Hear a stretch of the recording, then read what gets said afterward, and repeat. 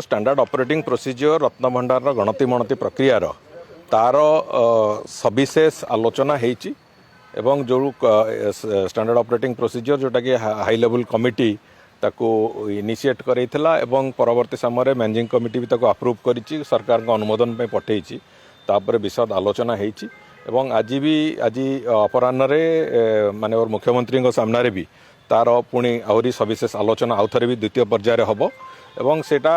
बहुत शीघ्र तार अप्रूवाल हम एवं थरे अप्रूवाल हो गला परे कौन सी जिनस जमी असुविधा न हो संपूर्ण निखुण भाव में करने पूरा प्रक्रिया को सबु प्रकार चेष्टा कराई आमे चेष्टा करुचु यथाशीघ्र यथासंभव आमे गणति मणति प्रक्रिया भी आरंभ कर देखो गणति मणति कौन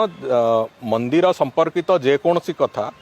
महाप्रभुंकर निर्देश रे तांको इच्छा अनुजाई हुए एक कथा मु विभिन्न समय रे कहिछि मते केही भी समालोचना करू मु किंतु एक कथा विश्वास करे जे महाप्रभुंक संपर्कित कोनोसी भी कथा तांकरी